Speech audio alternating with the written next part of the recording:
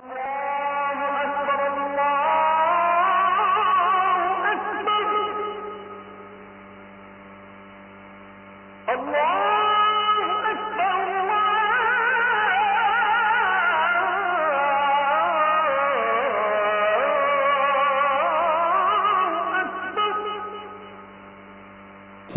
রমজানে, রমজান মাসে ৬টি মোটা দাগের ইবাদত নতুন করে যোগ হয়। আগের সকল ইবাদত সেটা তো আছেই, আগের যত নিষেধাজ্ঞা হারাম গুনাহ এটা তো আছেই, নতুন করে ৬টি গুরুত্বপূর্ণ ইবাদত রমজান মাসে যুক্ত হয়।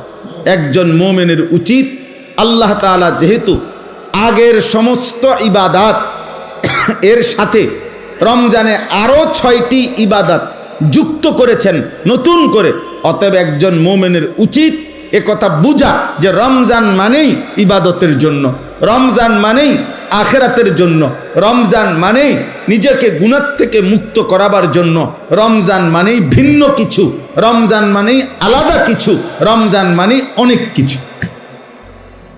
এক ইমানদারের জন্য, যার আখিরাত দরকার, যার জাহান্নাম থেকে মুক্তি দরকার, যার মূলত জান্নাত দরকার, আর যার এগুলো দরকার নাই তার কাছে রমজান আর গাইরে রমজান ভিন্ন। রমজান এবং অন্য সময় বরাবর। তার হলো পেশাব পায়খানা, তো এটা তো সব মাসে বরাবর। তার হলো বাদ্যুকা খাওন, তো তার তো এটা বরাবর। তার তো হইলো যৌন চাহিদা পূরণ করা, লজ্জাস্থানের চাহিদা, এটা তো সারা মাসে সারা বছর বরাবর। তার জীবন তো হইলো খাইছে, ঘুমাইছে, পেশাব পায়খানা করছে, যৌন চাহিদা পূরণ করছে, যখন যেভাবে, হালাল হোক আর হারাম হোক, হালাল নিজের স্ত্রী দেখা হোক আর মোবাইলের নর্তকী দেখা হোক, যেমনে হোক নিজের চাহিদা পূরণ হইলেই হয়েছে। এই যে জীবন, এইটা যাদের জীবন জন্তু জানোয়ারের মতো, তাদের জন্য রমজান কিছুই না, আলাদা কিছুই না। কিন্তু খোদার কসম, যার জাহান্নাম থেকে মুক্তি দরকার, যে বোঝে আমার আল্লাহ আছে, যে বোঝে আমার আখিরাত আছে, যে বোঝে হাসরের ময়দান হবে, বিচার হবে, একদিন আমাকে আমার আমল নামা আল্লাহর সামনে নিতে হবে, আমার জীবনের সমস্ত ভালো মন্দর হিসাব আমাকে দিতে হবে, খোদার কসম ওই ব্যক্তির জন্য রমজান অনেক কিছু, অনেক কিছু। রমজান আলাদা কিছু, রমজান আলাদা কিছু। আমাদের অনেকের জীবনে রমজান আমরা বুঝি না।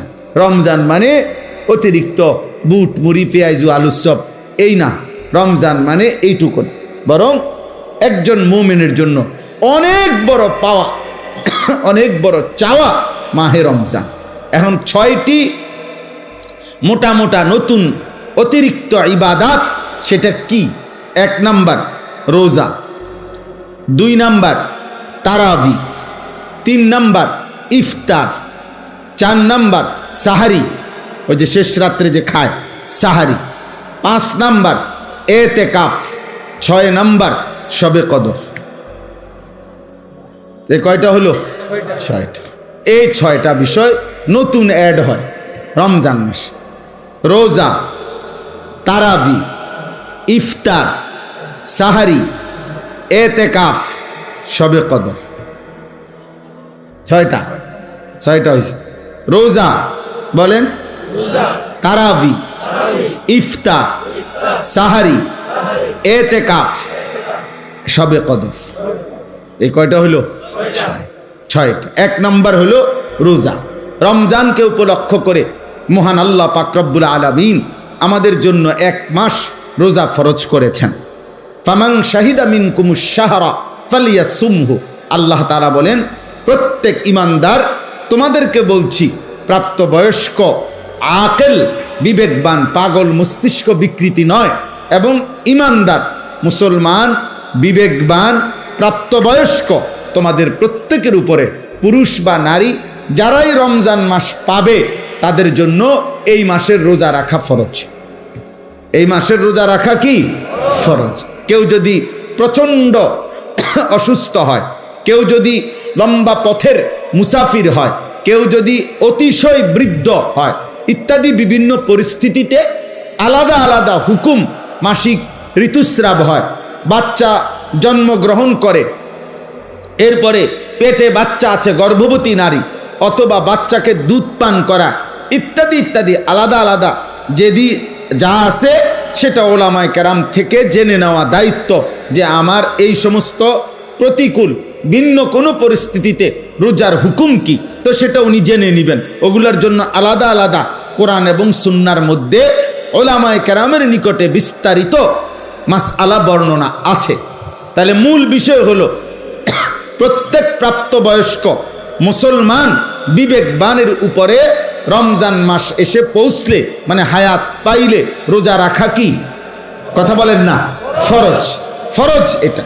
আল্লাহ নবী সাল্লাল্লাহু আলাইহি ওয়াসাল্লাম বলেছেন, এই রোজা যে ব্যক্তি রমজান মাসে পুরা এক মাস আল্লাহ তাআলার এই রোজার বিধান, আল্লাহর প্রতি ঈমান রেখে আল্লাহর নিকট নেকি অর্জনের আশায় রোজা রাখবে, নবী সাল্লাল্লাহু আলাইহি সাল্লাম ওয়াদা দিয়েছেন আল্লাহ তাআলা তার পেছনের জিন্দেগীর সব গুনাহ মাফ করে দিবেন। মান সামা রমাদানা ঈমানান ওয়া ইহতিসাবা গুফিরা লাহু মা তাকদ্দামা মিন যামবি। যে ব্যক্তি ঈমান রেখে সওয়াবের আশা করে রমজান মাসে রোজা রাখলো, তার পিছনের গুনাহ মাফ হয়ে গেল, হয়ে গেল। আল্লাহ নবী সাল্লাল্লাহু আলাইহি ওয়াসাল্লাম বলেছেন, আল্লাহ তাআলা নবীজিকে শুনাইছেন যে বন্ধু, বান্দার সব আমল সে নিজের নেকি অর্জনের জন্য করে, কিন্তু রোজা শুধুই আমি আল্লাহর মহব্বতে রাখে। আমি নিজে ওয়াদা দিলাম প্রত্যেক রোজার বিনিময় আমি আল্লাহ নিজে তাকে দেব। তাহলে অনেক ফজিলত, অনেক ফজিলত। সবচেয়ে বড় লাভ হলো আল্লাহ তাআলা বলেন, এক মাসের রোজার বরকতে লাআল্লাকুম তাত্তাকুন, আমি আল্লাহ আমার প্রতিটা ঈমানদার বান্দাকে মুত্তাকি বানিয়ে দেব, গুনাহমুক্ত এক জীবন তার জীবনে আমি গড়ে দেব, বিনিময়ে সে জান্নাতি হয়ে যাবে। তাহলে সংক্ষেপে বললাম, এক নাম্বার হলো রোজা। এজন্য দোস্ত নওজোয়ান ঠাট্টা করে, মস্কারি করে, খামখেয়ালি করে বয়স্ক বাবা, মাঝ বয়সী ভাই রিক্সা চালায়, অটো চালায়, দোকানদারি করে, মাটি কাটে, অথবা গার্মেন্টস মিল ফ্যাক্টরিতে কাজ করে, অথবা বন্ধু বান্ধবদের আড্ডায় পড়ে, এমন অনেক আছে শুধু শুধু খামখেয়ালি করে। উনি আগের থেকে বুঝছে আমি পারতাম না, এই সমস্ত কথা বলে রোজা রমজান সে পালন করে না। সে এই গোপনে চুরি করে, চালাকি করে, কৌশল করে খাইয়া ফেলে। হ্যাঁ আমার ভাই, আপনি আপনার বিবির কাছে হয়তো বললেন আমি পারতাম না, তা আপনার বিবি কাছে আচ্ছা থাক খাইয়ালান, আপনারা গ্রামবাসী কিছু বলতে পারলো না, কেউ দেখলো না, কেউ শুনলো না, কিন্তু যিনি আপনার আমার হিসাব নিবেন সেই মহান আল্লাহ পাক রব্বুল আলামিন, তার থেকে আপনি জবাব দিবেন কিভাবে?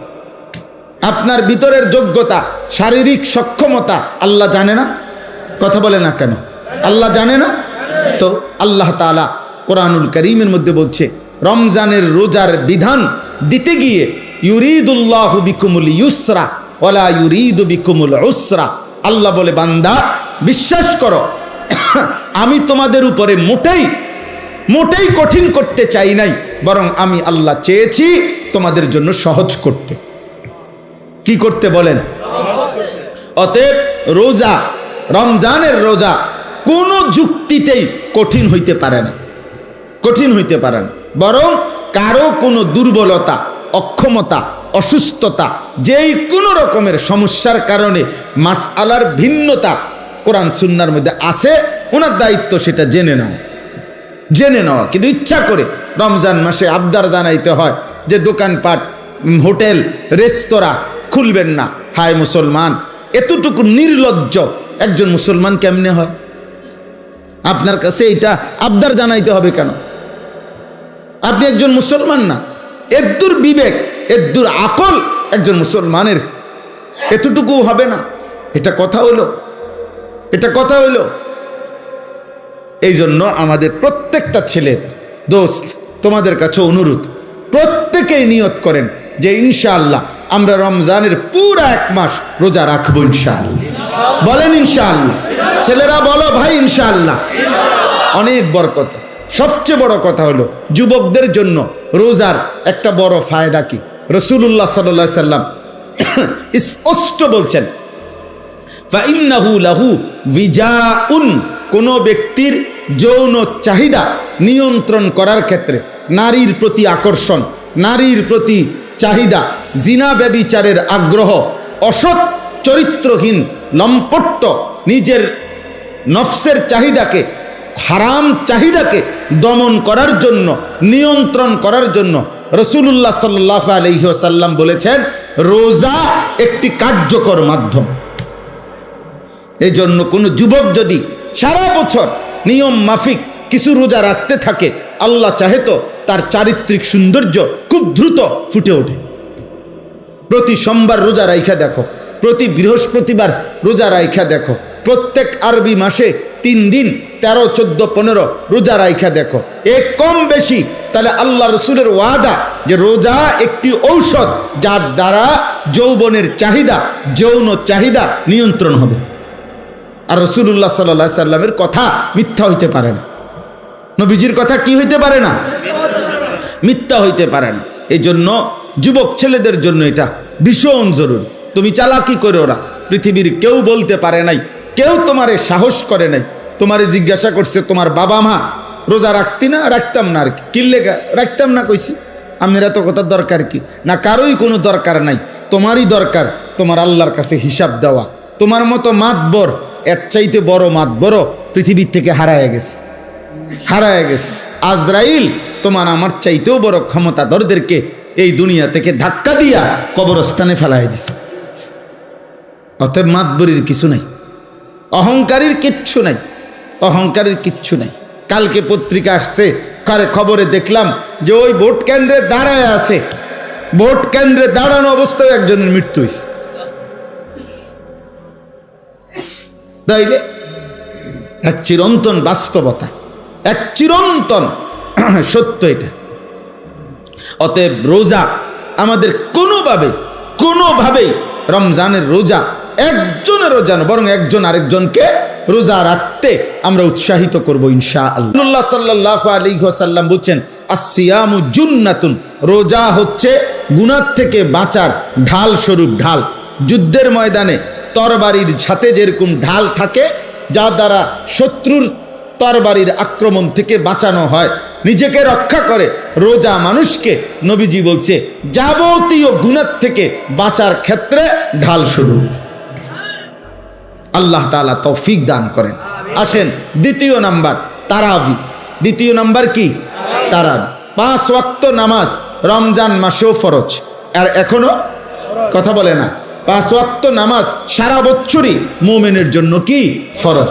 একটা কথা ছেলের আব্বা, তুমি খাও দাও ফুর্তি করো, যাই করো, কোনো অসুবিধা নাই, মনে রাখো, বাকি এতটুকু মনে রাখো, তোমার ভোটার আইডি কার্ড আর জন্ম নিবন্ধন সনদের হিসাবে না, বরং আল্লাহ রাসূল সাল্লাল্লাহু আলাইহি ওয়াসাল্লাম বলেছেন 5 ওয়াক্ত নামাজ যার জীবনে নাই, আল্লাহর নবী বলছে তার জীবনের মধ্যে ঈমানও নাই, ইসলামও নাই।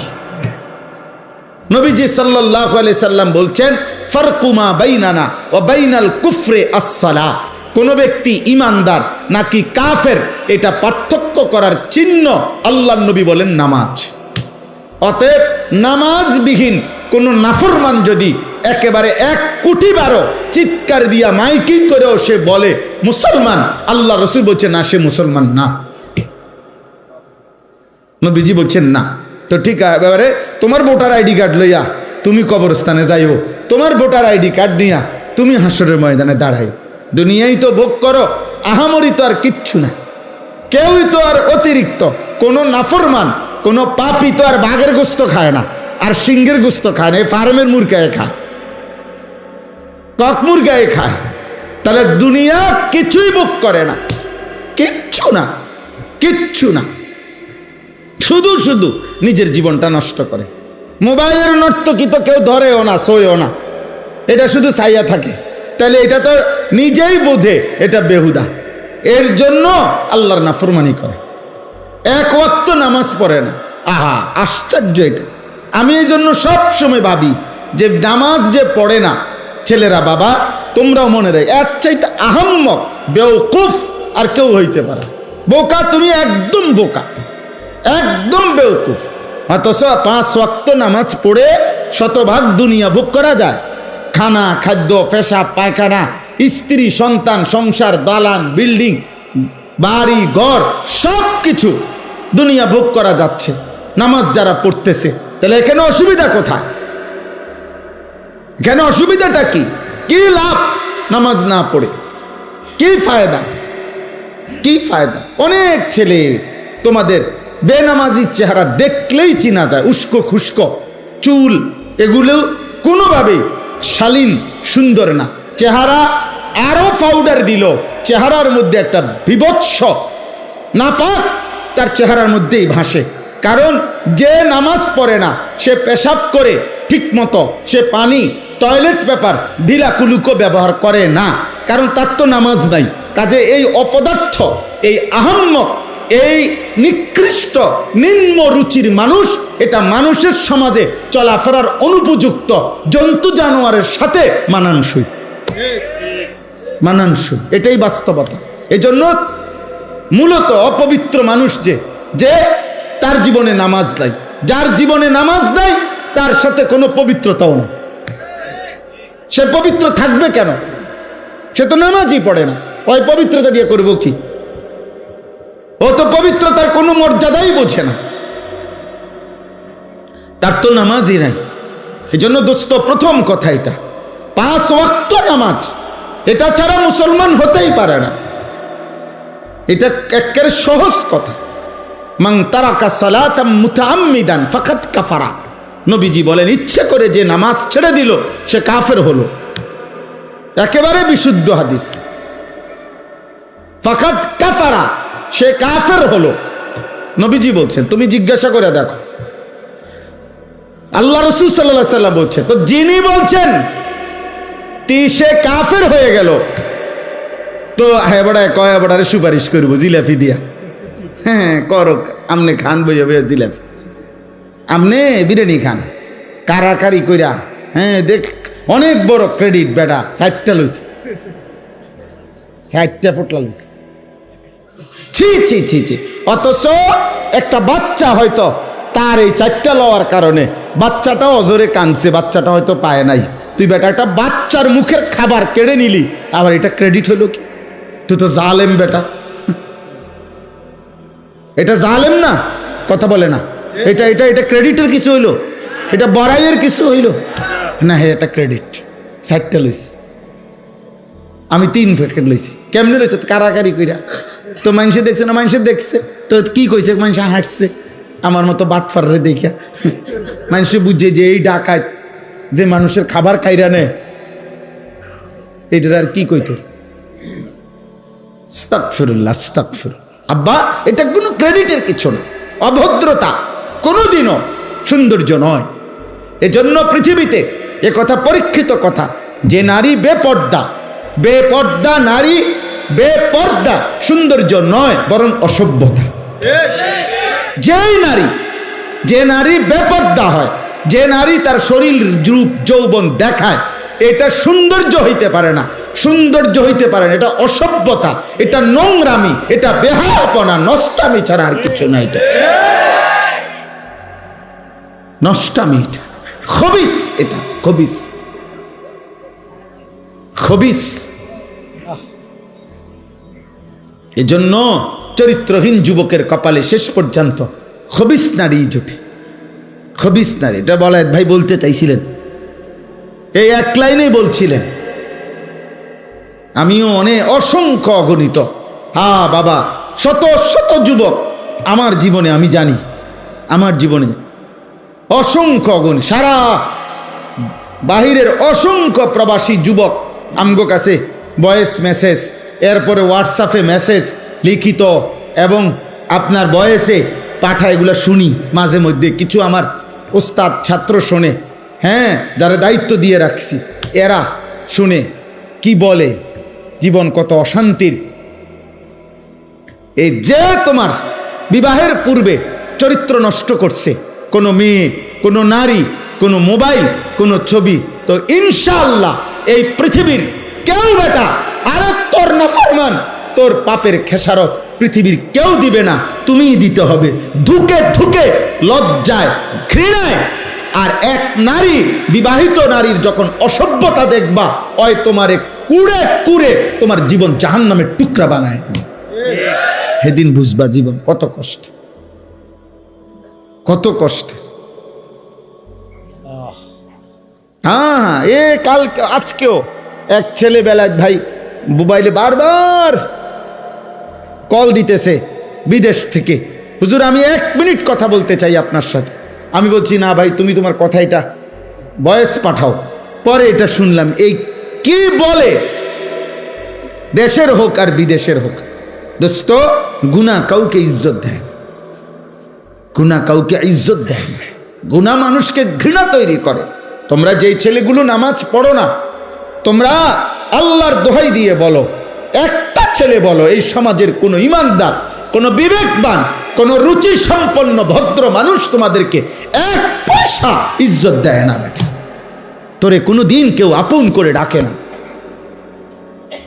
হ্যাঁ, তুমি চলো একজন নামাজি ব্যক্তির দিকে, একজন যুবক, হ্যাঁ স্কুলে পড়ে, এসএসসি, ইন্টারমিডিয়েট, ক্লাস 8-এ পড়ে, কিন্তু চেহারায় যার নামাজের চিহ্ন আছে, চেহারা সুরতে যার মধ্যে চরিত্রবানের নমুনা আছে, তারে পুরা স্কুল, পুরা মহল্লাবাসী তাকে আদর করে, তাকে ভালোবাসে, মানুষ তাকে চিনে, যে ছেলেটা দেখতেই ভালো মনে হয়, ছেলেটাকে দেখতেই নামাজি মনে হয়।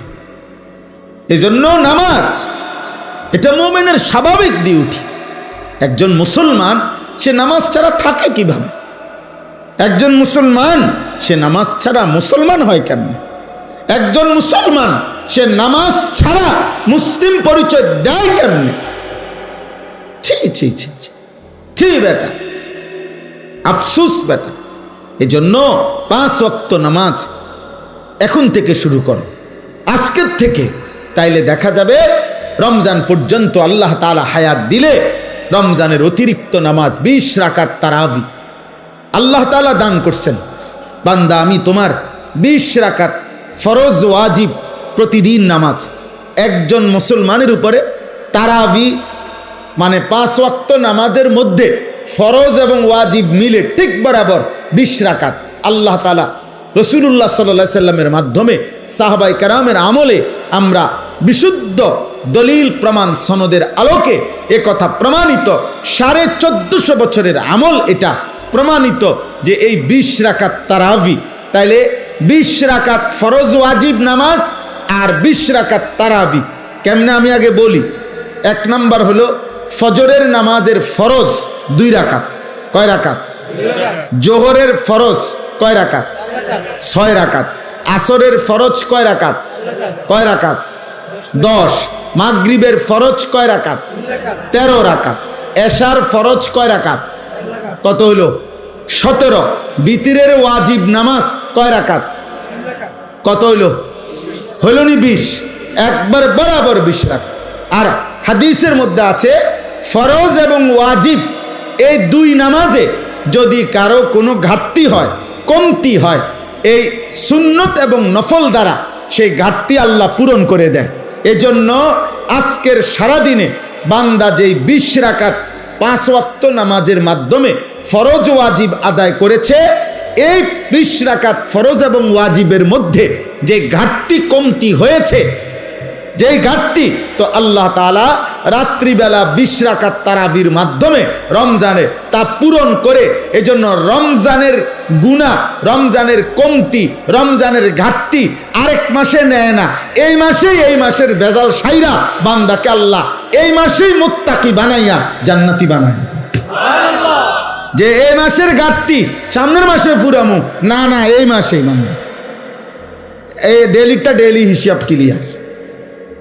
এই জন্য 20 রাকাত তারাবি। কয় রাকাত তারাবি? সবাই বলেন কয় রাকাত? হ্যাঁ 20 রাকাত তারাবি, 20 রাকাত। 1450 বছর ধরে হযরত ওমর রাদিয়াল্লাহু তাআলা আনহুর জামানায় একেবারে মসজিদে নববীতে প্রকাশ্যে ওমরের উপস্থিতিতে সাহাবায়ে কেরাম 20 রাকাত তারাবি পড়তেন। হযরত উবাই ইবনে কাব সাইয়্যিদুল কুররা, সমস্ত সাহাবাদের মধ্যে যিনি আল্লাহর কোরআন সবচেয়ে সুন্দর পড়তেন, উবাই ইবনে কাব, উনি 20 রাকাত তারাবি হযরত ওমরের জামানা থেকে তিনি তারাবি পড়াইতেন মসজিদে নববীতে। সাহাবায়ে কেরাম 20 রাকাত তারাবি পড়তেন। 1450 বছর ধরে উম্মতের সংখ্যাগরিষ্ঠ উলামায়ে কেরাম 20 রাকাতই তারাবি সারা পৃথিবীতে পড়ে থাকেন। অতএব 20 রাকাতই তারাবি। এর চাইতে কম, এর চাইতে বেশি যিনি বলে, আপনার দায়িত্ব হলো উনার থেকে দলিল বুঝে নেওয়া, আমার দায়িত্ব না। আমি মসজিদে আজকেও বলছি, কেউ যদি বলে হুজুর অমুক হুজুরে আপনার কি ভুল বলছিনি, তা আমার প্রশ্ন হলো আপনি উনি ভুল বলছিনি, এটা আমারে জিগাবেন কেন? আমি ভুল বলছি কিনা এটা না আমার থেকে বুঝে নিবেন। কথা বোঝেন নাই? আপনারা উনারে আপনার হুজুর মনে হইলো, তা আমি কি বাস স্টেশনে টিয়া উঠাই নাকি? তো আমি কি মূলা বেচে আইছি নাকি? তো তাইলে আমি বুঝবো না কেন? আমার আপনার হুজুর মনে হইল না কেন? এই জন্য এটা কোনো কথা না, বরং 1450 বছরের ওলামায়ে কেরাম, সংখ্যাগরিষ্ঠ ওলামাদের এটাই কথা যে তারাবি কয় রাকাত? 20 রাকাত। অতএব প্রিয় ভাই, ছেলেরা, বাবা, তোমাদের কাছেও বলি, আব্বা, প্রতিদিন সারাদিন রোজা রাখবা, 5 ওয়াক্ত নামাজ পড়ো এবং রাত্রিবেলা ইহতেমামের সাথে 20 রাকাত তারাবি আদায় করো। আল্লাহ তৌফিক দান করে। রাসূলুল্লাহ সাল্লাল্লাহু আলাইহি সাল্লাম বলেন, ওমান কামা রমাদানা ঈমানান ওয়া ইহতিসাবা গুফিরা লাহু মা তাকাদ্দামা মিন যামবি।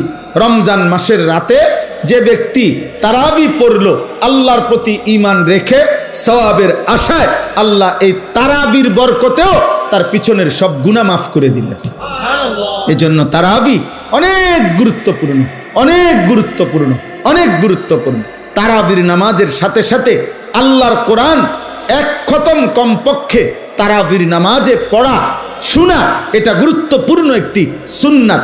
এজন্য যুগ যুগ ধরে আল্লাহর কোরআনের তিলাওয়াত, খতম আউলিয়ায়ে কেরাম, বুজুর্গানে দিন, সাহাবা পরবর্তী জামানা থেকে উম্মতের উলামারা তারাবির নামাজের এই 20 রাকাতে ধারাবাহিক আল্লাহর কোরআনের খতম শুনতে থাকেন।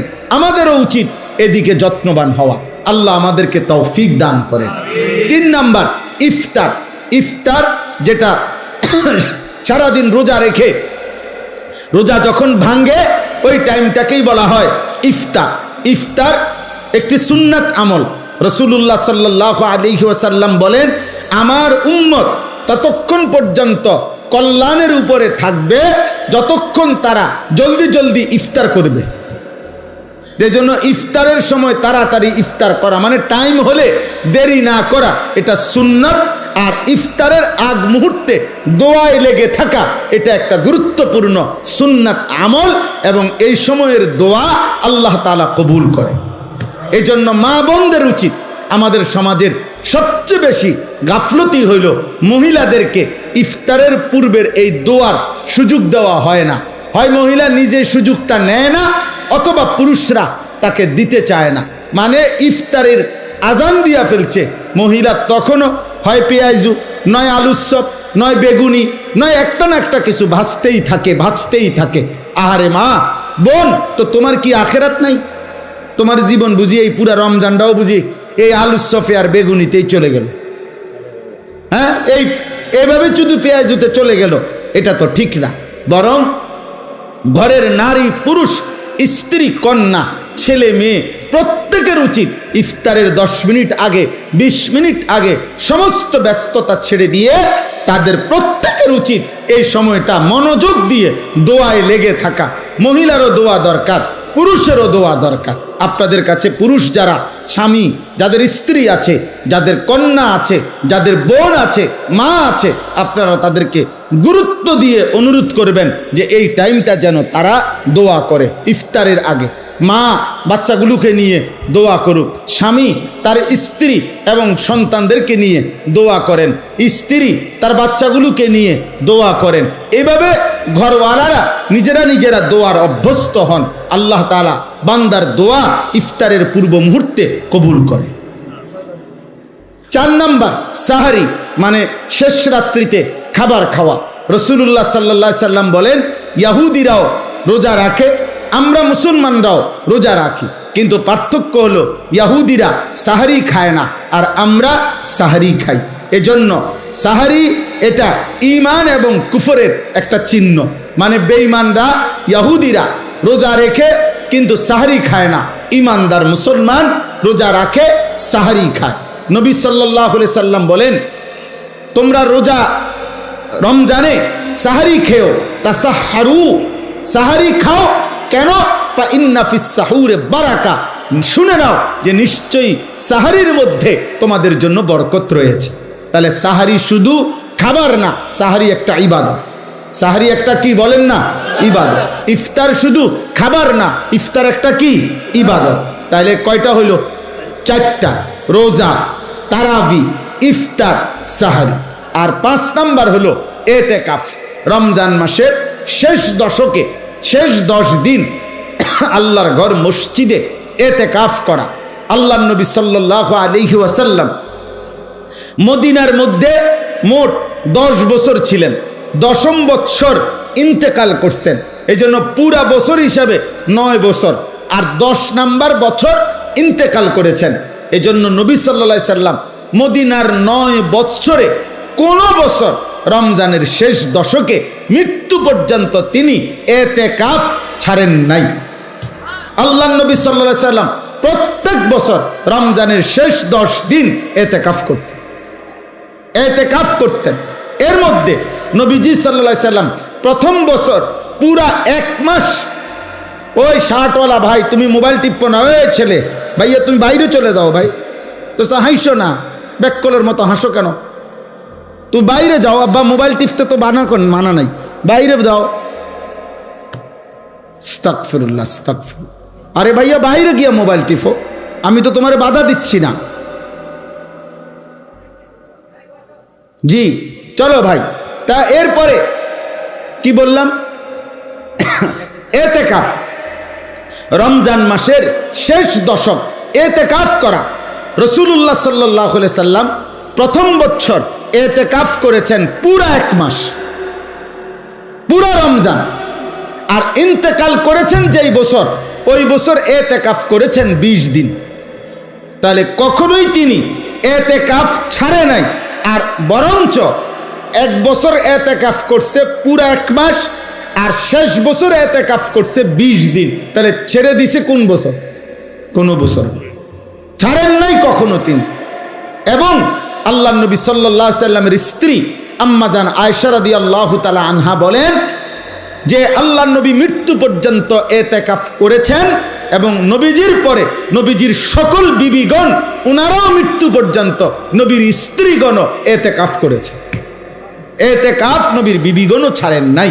তাহলে যেটা এত গুরুত্বপূর্ণ, আমাদের সমাজে এই ব্যাপারে প্রচন্ড পরিমাণ গাফলতি।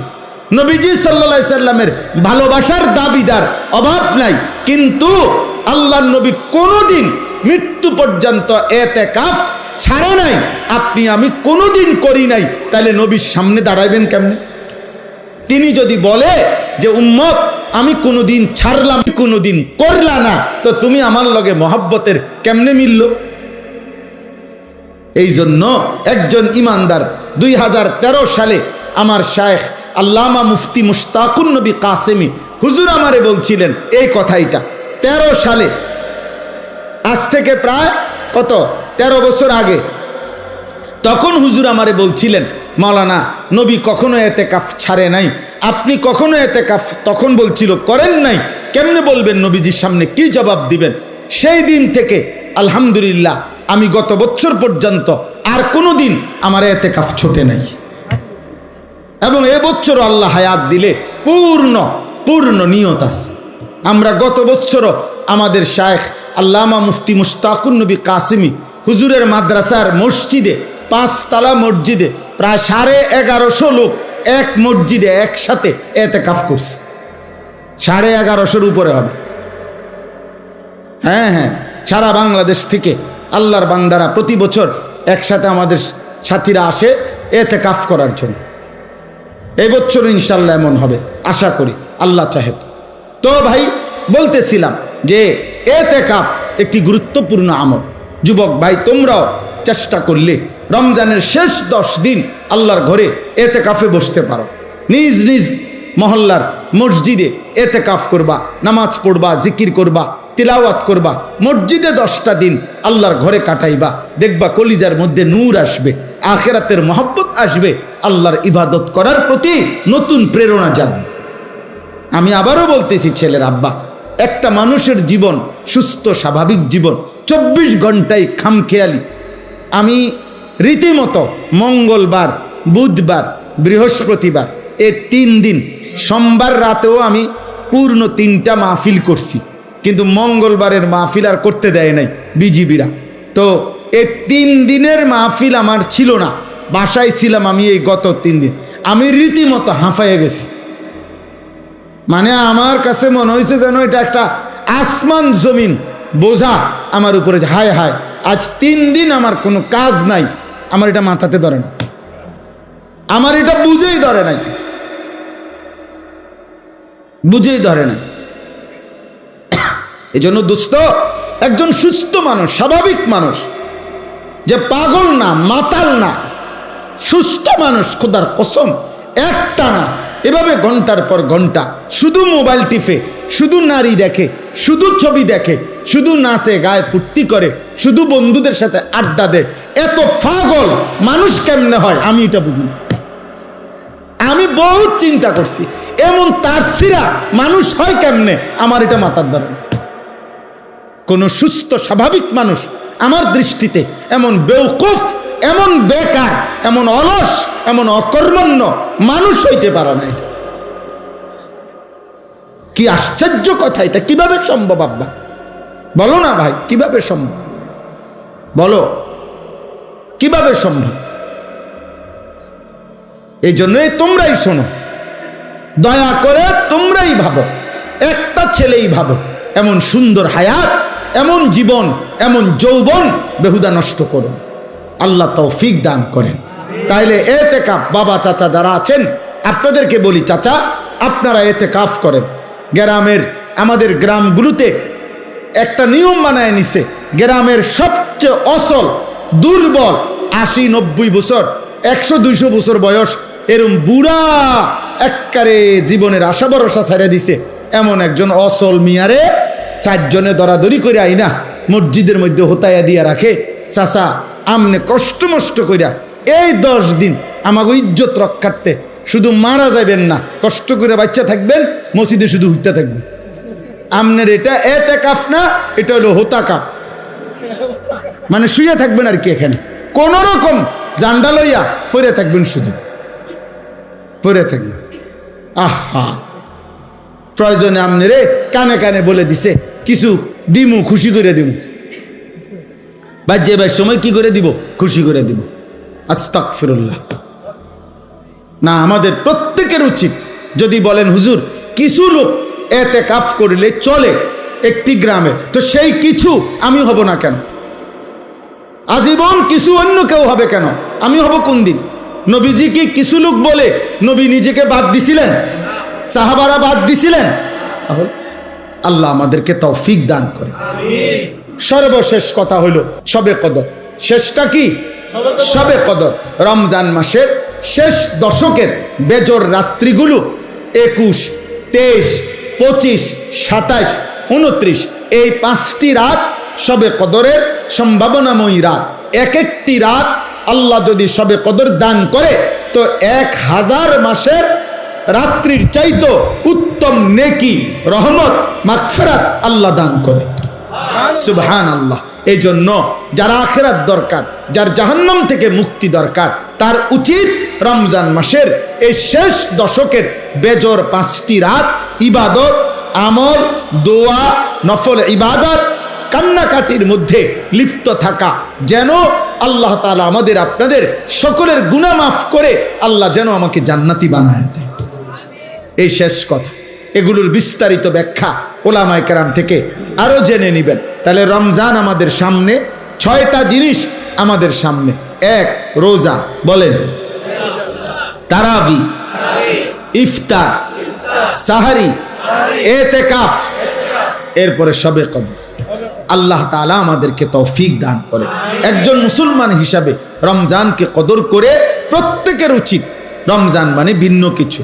আমার শেষ কথা এটাই, রমজান মানে ইমানদারের জন্য ভিন্ন কিছু, আলাদা কিছু, অনেক কিছু। যুগ যুগ ধরে বুজুর্গানে দিন, আল্লাহর প্রিয় বান্দাগণ রমজান মাসে নিজেদের ইবাদত আমল অতিরিক্ত করতেন। আমার শায়েখ সেই 2013 সাল থেকে শায়েখের কাছ থেকে শেখা এই সবক আলহামদুলিল্লাহ আল্লামা মুফতি মুশতাকুন নবী কাসেমি হুজুর সব সময় বলে, মৌলানা রমজান মাস ভিন্ন কিছু। আলহামদুলিল্লাহ আজ অনেক বছর হুজুরের সাথে প্রত্যেক রমজানের শুরুতে আমরা 2 দিন 3 দিন আগে আল্লাহর ঘরের জিয়ারতে উমরার সফরে যাওয়ার চেষ্টা করি, আবার শেষ দশক এতেকাফ করার চেষ্টা করি, এই আশায় যে রমজানে অন্যান্য কাজকর্ম কমাইয়া চেষ্টা করা যে ইবাদত আমল আখিরাতের পুঁজি অর্জনের জন্য বেশি চেষ্টা করা। আলহামদুলিল্লাহ এই নিয়তে কালকে আমি রবিবার দিন আমার ফ্লাইট, কালকে হলো শনিবার, রবিবার দিন দুপুর 3:50 ইনশাআল্লাহ আমার শায়েখ আল্লামা মুফতি মুশতাকুন নবী কাসেমি হজরতের সাথে আমরা প্রায় 101 জন মোট একসাথে এক কাফেলায় উমরায় যাব ইনশাআল্লাহ। আমরাও আপনাদের জন্য দোয়া করব, আপনারাও আমার জন্য দোয়া করবেন। এই কালঘরা দারুস সুন্নাহ এই মাদ্রাসা সর্বপ্রথম যেই বছর ক্ষেতের মধ্যে মাহফিল হয় আমি সেই বছর থেকে আসছি। আলহামদুলিল্লাহ প্রতি বছর কম বেশি আসা হয়, আজকেও আল্লাহ তাআলা আনাইছেন। ছেলেরা আমার, বাবারা আমার, সবার কাছে কথা, এই আমার শেষ কথা যে এই চোখ একজন মোমেন হিসাবে, মুসলমান হিসাবে এই চোখ আল্লাহ যাকে দান করছেন তার উচিত এই নিয়ত করা দিল থেকে যে আল্লাহ আপনার ঘর কালো গিলাফ আমাকে দেখতে দিয়েন, মদিনার সবুজ গম্বুজ রসুলের রওজা আমারে দেখতে দিয়ে। আমি সব সময় বলি যেই চোখ আল্লাহর ঘর দেখে নাই, যেই চোখ মদিনার সবুজ গম্বুজ রসুলের রওজা দেখে নাই, ওই চোখ যেন কিছুই দেখে না, আসলেই দেখে না। ওই চোখ দেখার মজাই পায় নাই জীবনে, যে সে দেখলই কি আর দেখলই কি মিয়া। চাচা মিয়া 3 ফুট বিদেশ পাঠাইছে, এবারে 3টা ছেলে, উনি জমি কিনছে আজ 60 বছর। আহা, চাচার কোনোদিন কলজাটার ভিতরে মালিকের ঘরের কথাও মনে পড়ে না। এই জীবনটা শুধু হিসাব, হুজুর বিদেশ বিদেশ, জমি বিল্ডিং, দোয়া করবেন। ফুলাগার আকামার মধ্যে ঝামেলা, মাইয়াগার বিয়ার মধ্যে সমস্যা, কদ্দু জাগা লইন না বা বিল্ডিং, এই সব কথা। অথচ আল্লাহর ঘর দেখবেন কোন দিন? আল্লাহর ঘর দেখবেন কোন দিন? মালিকের ঘরে যাবেন কোন দিন? আল্লাহ আমাদের প্রত্যেকের কলিজায় রাসূলুল্লাহ সাল্লাল্লাহু আলাইহি সাল্লামের রওজা, আল্লাহর ঘরের ভালোবাসা দান করেন। ছেলেরা তোমরাও স্বপ্ন দেখো, তোমরাও স্বপ্ন দেখো। আরে আব্বা, স্বপ্ন দেখলে আল্লাহ মহব্বত থাকলে আল্লাহ একদিন তৌফিক দিয়েই দেবে। আল্লাহ আমাদেরকে তৌফিক দান করে। আমার প্রিয় ভাই, আজকে যারা আমার সাথে আসছেন, কোম্পানিগঞ্জের ব্যবসায়ী আমার ভাই নুরুল আলম ভাই, যিনি প্রথম 5,000 টাকা দিয়েছিলেন, উনি এবছর হজ্জে যাবে। আলহামদুলিল্লাহ উনি আজকে আসছেন। আমার এই সেলিম ভাই কোম্পানিগঞ্জ বাজারের ব্যবসায়ী, উনি এবার হজে যাবেন। আমার প্রিয় হাফেজ এরশাদ ভাই, সে এবার হজে যাবে।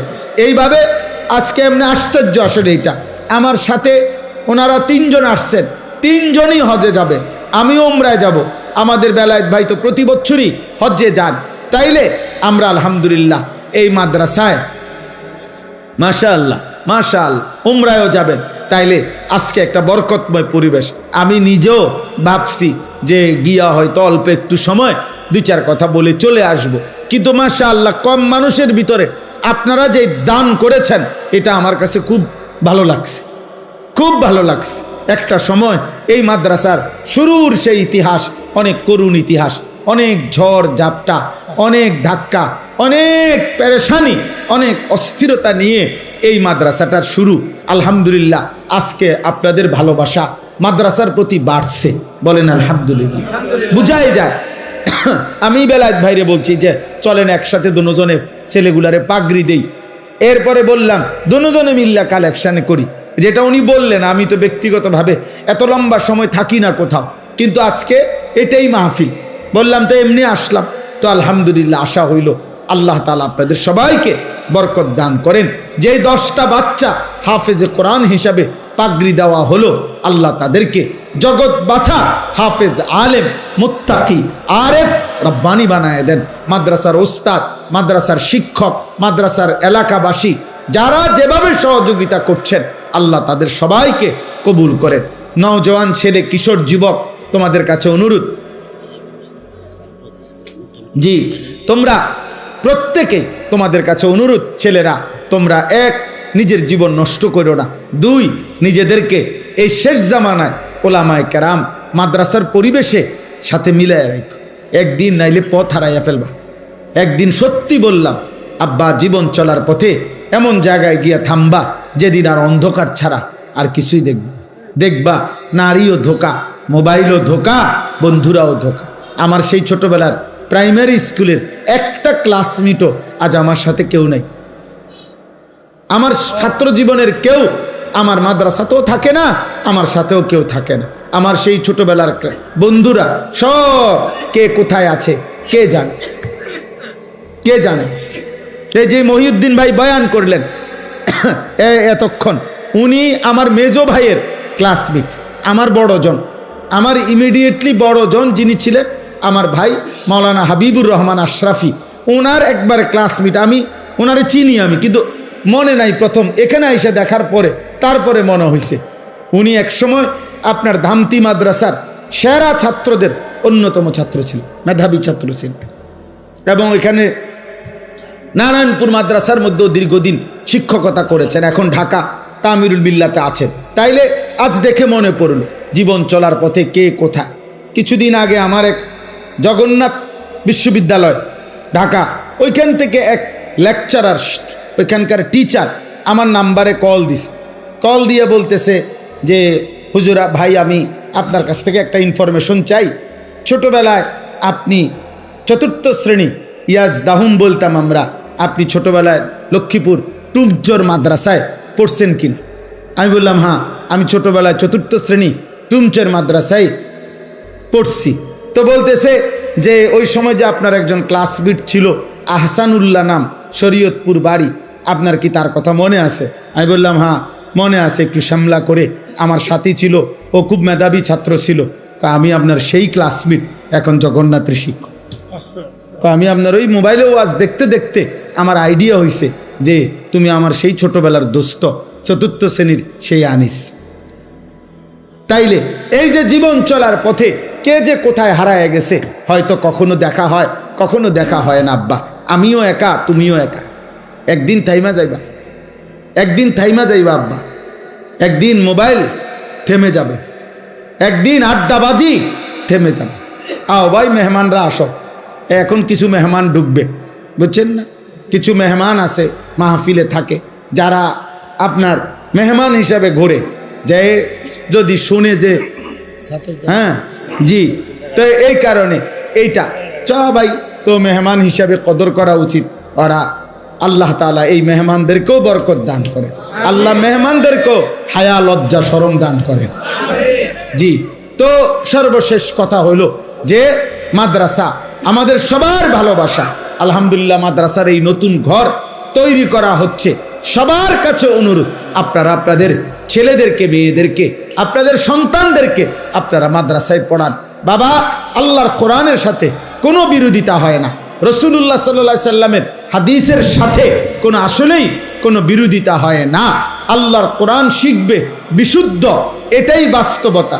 আজকের পৃথিবীতে সারা পৃথিবী এটা জানে, বিশেষ করে গোটা আরব বিশ্ব জানে আমাদের এই নুরানি পদ্ধতি এবং এই মাদ্রাসাগুলোর নুরানি পদ্ধতিতে যেই পড়ানো হয়, এর দ্বারা যেই কোরআন শরীফ বিশুদ্ধ করা হয়, এটা আজকে সারা বিশ্বে একটি প্রতিষ্ঠিত কথা যে নুরানি পদ্ধতিতে এবং আমাদের এই মাদ্রাসাগুলোর পদ্ধতিতে, আমাদের কওমি মাদ্রাসার পদ্ধতিতে সবচেয়ে বেশি কোরআন শরীফ বিশুদ্ধ শিখানো হয়। এটা সারা পৃথিবী বিখ্যাত, আলহামদুলিল্লাহ। অতএব আপনারা আপনাদের ছেলেদের আখিরাতের জন্য, আল্লাহর কোরআন শিখবার জন্য, দ্বীন শিখবার জন্য আপনারা মাদ্রাসায় ভর্তি করাবেন। আল্লাহ তাআলা আপনাদেরকে তৌফিক দান করেন, কবুল করেন। আল্লাহ এই মাদ্রাসায় ভরপুর বরকত দান করেন, মাদ্রাসার জরুরত আল্লাহ তাআলা পূরণ করে দেন। আমিন।